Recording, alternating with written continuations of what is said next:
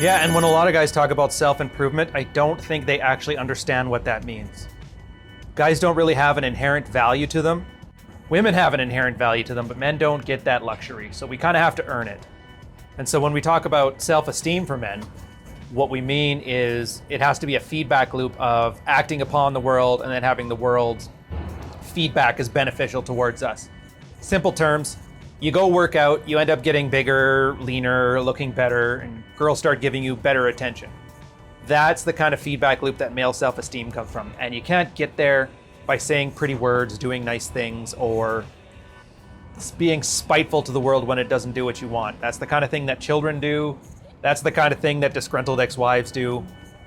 The fact that men today are being raised like defective women is kind of a big part of why we're missing out on that.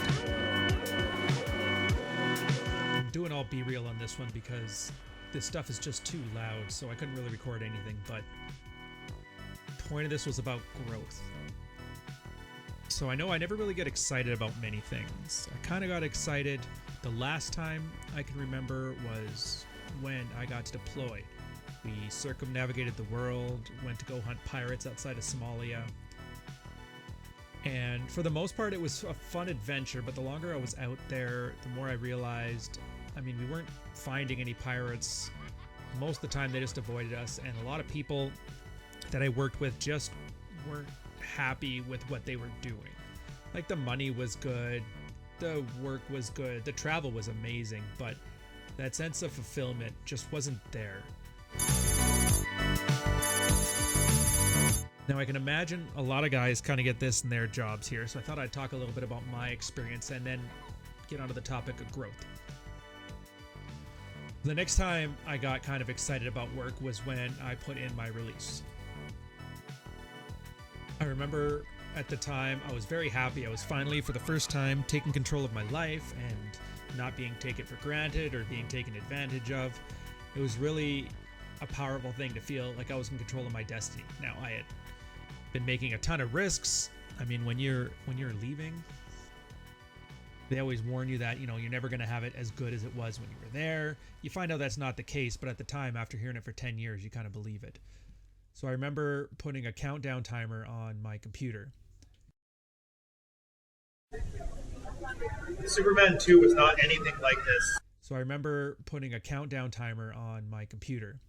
It would count out the time to 0 when I was finally out of the military. But it's been a few years between then and now, and so I was going to talk about growth. If you check out my blog, I've actually talked about my experience when I first was about to leave, and then I came back after 2 years to look back on it. If I was being charitable, it's a little bit of an anger phase thing, which is normal for guys here.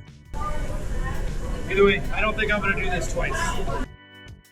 The good thing I took from it was that you got to have some fight left in you. It's something called learned helplessness, and if you guys don't know what that means, that's when it originally started from experiments with dogs, I believe. They were giving dogs electric shocks while they were in cages, and they locked the cages. The control group had the cages open, so every time they zapped the dog would run away. The ones that were locked in the cages tried to escape and couldn't.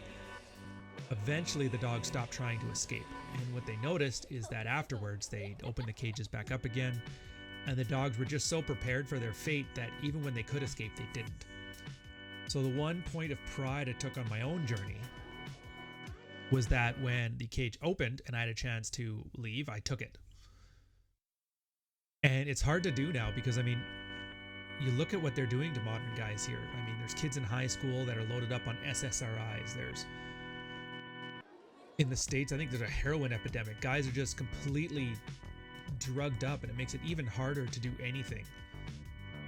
It's just painful for a lot of guys, and I get it. But at the end of the day, you kind of have to get that little bit of anger, and this is the part I love. It's when a guy's angry, he's actually willing to change his lot in life. It has to do with, and I'm not a scientist on this, but your brain has an element of something called neuroplasticity. So the more of it you have, the more likely it is your brain is to build new connections, draw new conclusions, and try new things. As we get older, those connections start to solidify and they tend not to change. So we're kind of hardwired to stick in a rut. And when I say we need to shed those mental models, I can't think of a good way to get a guy to do that without telling him to get angry, because it's really the only thing that seems to work. Honestly, that if I can find a better solution, I'm probably going to take you up on it. But, you know, I've been here for about 5-6 years now and still not seen it with anybody. Another lesson I took from it was, and this is something that was important to me during my leaving, I had a letter from my commanding officer. He basically called me useless, functionally useless, but he was desperate to have me back or the place would burn down. I remember framing it and putting it on my desk, displaying it proudly, and I realized at the time I thought it was like a victory. But looking back, it was really validation seeking. Probably not the healthiest thing to do, but I wouldn't have known it if I hadn't experienced it myself. So if any value comes out of this, it's that you guys don't make those same mistakes for yourself. Like if you decide to change something, don't let everybody know and make them acknowledge that you're doing this big important thing, because it's important, it's big, it's hard, but nobody really cares.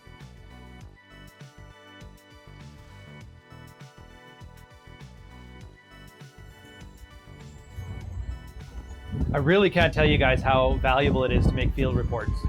By writing stuff down that you do and the process you take, not only does it help the next guy down the line, guys swapping notes obviously, but you get to look back on it and have a certain better perspective on what you've done.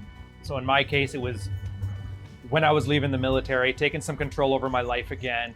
I was very excited about it. It was like an excitement and an anger to it. And that's where I mentioned how I framed that letter from my commanding officer, put it on the desk for everybody to see. Looking back on it right now is a little bit cringy. And for most of you guys, when you first start writing down what it is you've done and you don't look to your older stuff with a little bit of cringe, then you're probably not doing it right, or you're not being honest with yourself. Because that's how growth works, and that's the theme of this video. You should be getting better, which means you should be looking back at your past self and shaking your head. If it's just telling everybody how awesome you are, pointing at your Lamborghinis, but then never having an embarrassing bit of your past where you were still learning, then you're definitely worried more about status and validation seeking than you are actually becoming better as a man and doing more with your life.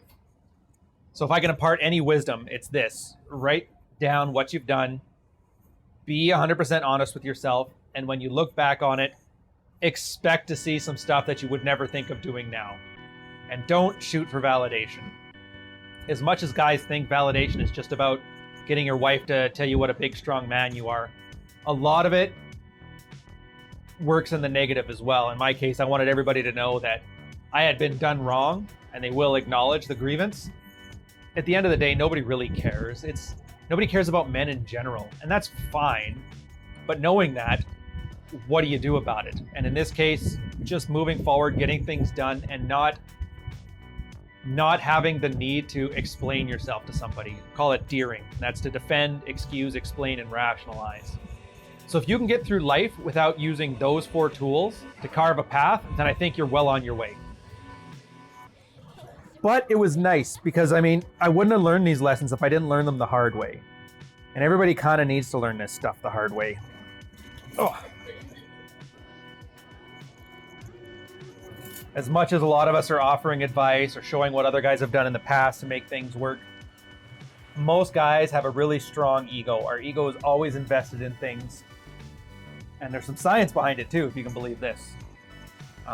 They call it neuroplasticity, or the readiness in which your brain can accept new information and change its underlying mental models. So without trauma, it's generally stuck once you reach a certain age. And that's normal, because if something's not broken, why fix it? The problem is now life is really good. We've got a world of abundance.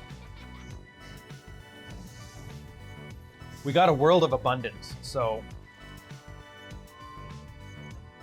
things can be going wrong, but you'll still muddle through. So it makes it a lot harder for us to calibrate the way we act in the world based on the signals the world is giving us.